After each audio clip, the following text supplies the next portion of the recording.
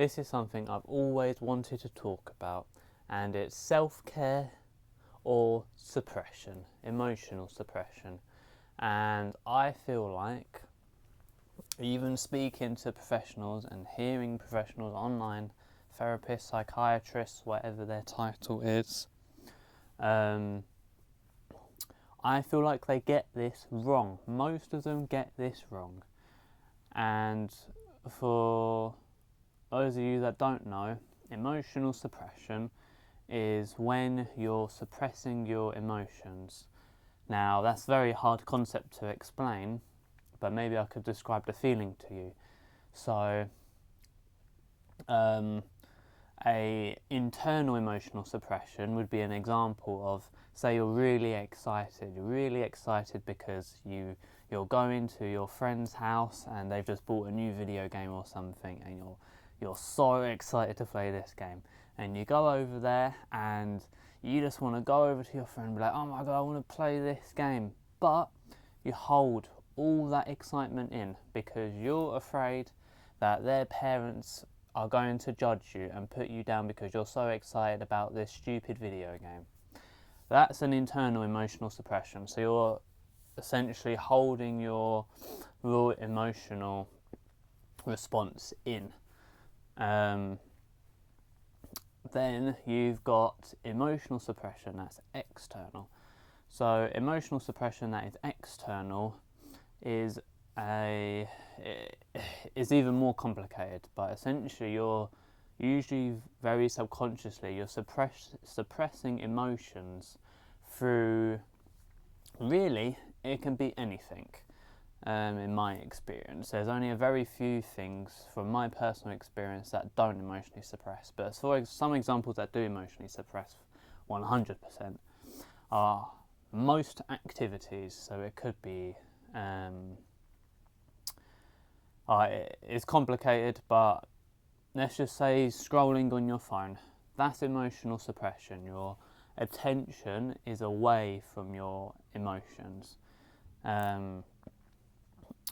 Something I call like being zoned into stuff. So say you're doing very complicated maths, all your attention is on maths, you have no awareness of what's going on in your body. You might have experienced this maybe when you're doing something or you're concentrating really hard and you stop doing it because, I don't know, you really need a break or something, and you stop doing something, you're like, oh my god, I am hungry. I am so hungry. I was getting so irritable, and I thought it was because of the work, and it could absolutely be because of the work. But you didn't even realise you were hungry.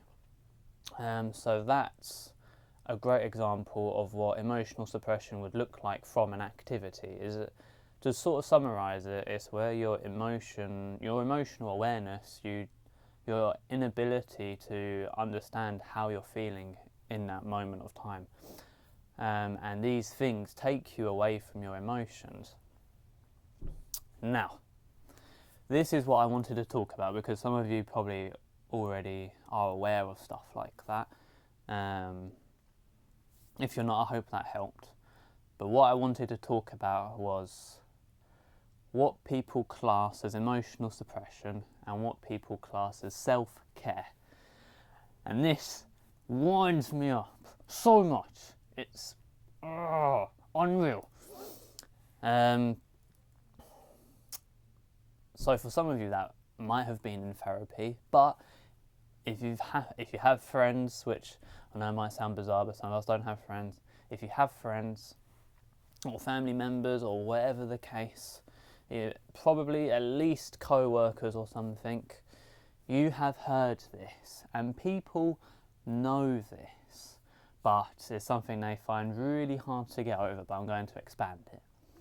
You have heard the phrase, oh, you're feeling really down today, go and treat yourself, go drink some alcohol, go eat crap, go eat some sweets, go eat your favourite pie, go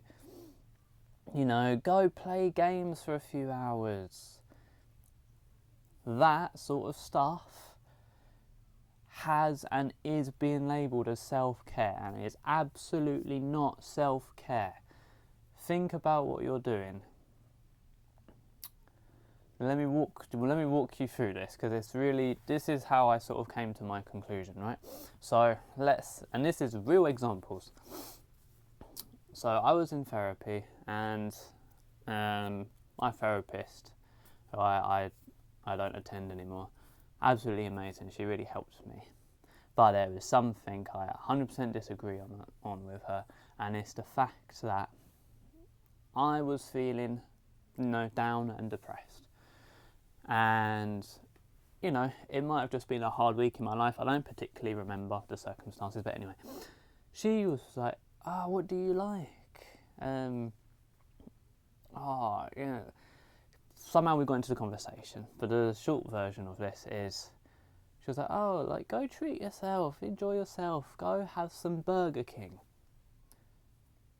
And I was thinking, okay, I don't have, Burger King really ever. Once every half a year? If that. And I was like, okay, yeah, I'm feeling down. So, I didn't go to first suggestion, but I ended up going at some point. I think it was after a few more sessions. And I decided to go, because I do like Burger King, and I was very conscious of money as well. And I go, and I have some Burger King. And oh my God, it was nice. It was nice, right? That stuff is nice. Everyone loves that stuff. And yeah, it made me feel better. It made me feel better in the moment, at least. And, what started happening? Oh, I can't deal with how shit I feel. I can't swear, can I? I can't deal with how crap I feel. Let's go have another Burger King. And another one. And another one. And another one. Then I turned into a regular customer there. And I was thinking, okay, this isn't good. I eat pretty healthily, and I was thinking to myself at the time, okay, I need to stop, because I'm in Burger King a lot now. So I'm going to try and stop. And guess what happened? I got addicted to that stuff. When I was feeling crap, my brain was like, oh, you should go to Burger King. No, I shouldn't. If anything, now, every time I feel like crap, I want to go to Burger King. And now I've associated Burger King with making myself feel better, which it wasn't even doing. Which I'll get into that in a minute. So now I've made an unhealthy association, not with just food, because I've been using food to make me feel better.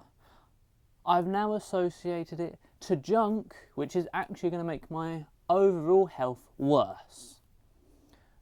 All so because I couldn't deal with feeling down. And of course, the advice from the therapist, I don't think is good. And a lot of therapists and people in general do this. So, what happened when I started to not go to Burger King anymore? I couldn't deal with life. If I felt bad, I had voices in my head, literally. They were my own voices. They were just thoughts in my head. And they were saying, you should go to Burger King. You feel like crap today. Burger King will make you feel so much better. And I'll go, okay, I don't want to go to Burger King. I'm not going to Burger King. And then, I felt it here. I felt it right there. A grab, a pull. No, you should go to Burger King. You need to go to Burger King. Please go to Burger King. Unhealthy emotional state, an unhealthy link to food. And I think this is key for stopping food disorders, emotional suppression with food, which I just call coping, but and just overall good mental health. Because really, what you're supposed to be doing, which I think is the healthiest, is when something hard comes, you feel what you're feeling. And dealing with your emotions is just feeling it. Now, it's very hard. It's not just feeling it. It's a hard process to do. You have to feel it. But it's very hard to do, to the point where, people don't deal with it. A lot of people don't deal with any emotions. So,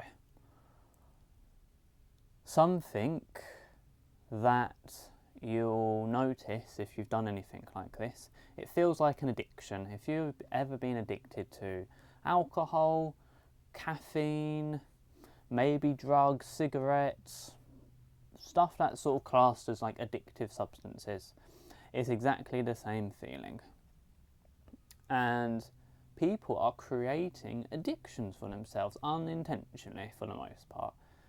And this is why it's so hard for people to stop eating junk and stuff like that, because they're hiding whatever pain or fear or whatever they've got emotionally going on inside them with food.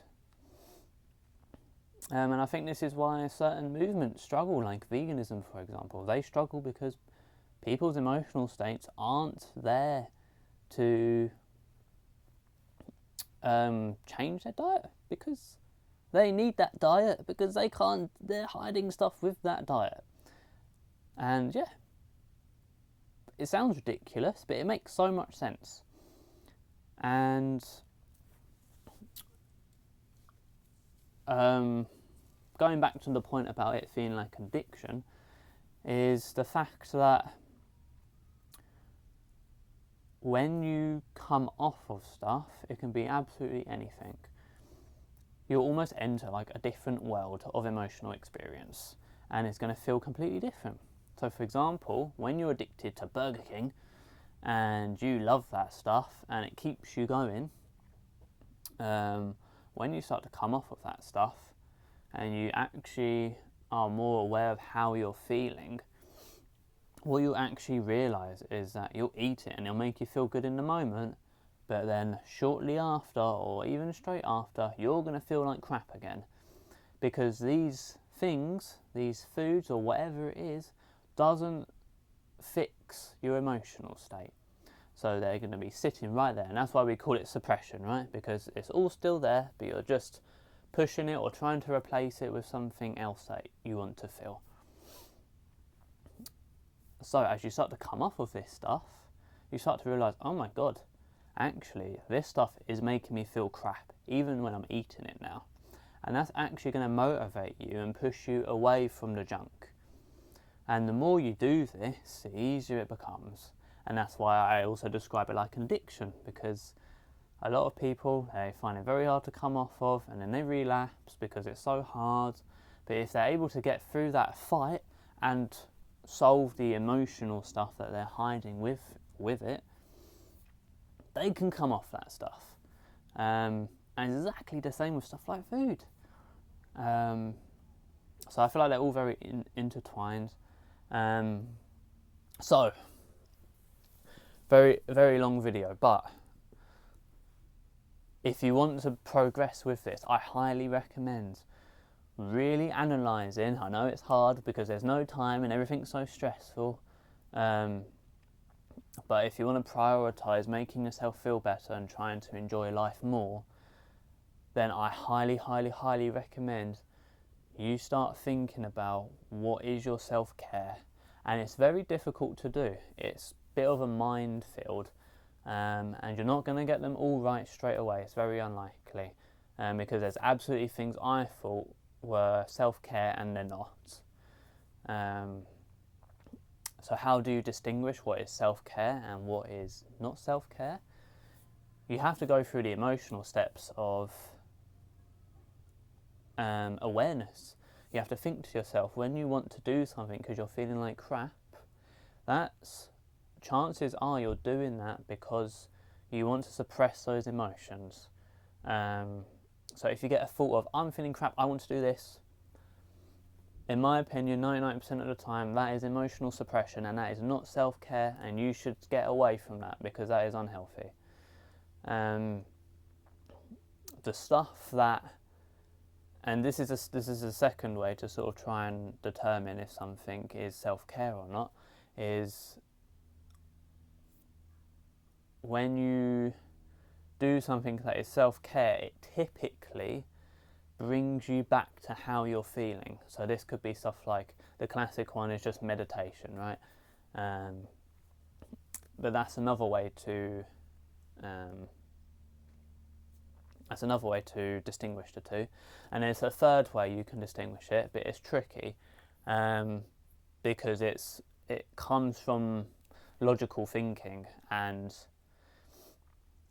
if you know, so this is great with food as well, right? So if you know a certain food is making you feel like crap, and you know it's bad for your health, and you know it's going to cause you other issues, and it could even be more expensive, it makes you feel like crap. If you know all this stuff logically, and there's no logically like positive reasons to do it. For example, say if you eat more fruit, you know it's better for your health. It might lower your cholesterol if you have cholesterol issues. There's got healthier sugars in it, as an example, and you still can't come off that food, even though there's so many logical reasons to switch or to ditch something, then there's a good chance that's a cope as well. But you've got to be careful with the logical thinking. Ideally, you want to use your logical thinking with your awareness and how you feel, testing stuff out. Because it's so easy, because everyone's always using their brain constantly. It's very easy to justify things that you're addicted to and turn them into positives when they're actually not positives. For example, a lot of people are going to go, oh, if they've not been through the emotional stages of any of this, they're going to think, oh, but ice cream makes me feel good, so I should keep it. It's actually helping me. No, it's not. But you have to go through the emotional stages and testing it out to actually get that emotional experience, because logically you're going to think it's good for you. Yeah, so that's everything I can think of. I really hope this helps. Keep trying to improve your mental health. Life is so much better as your mental health gets better. And it's hard, it's really hard, but you can do it. Bye bye.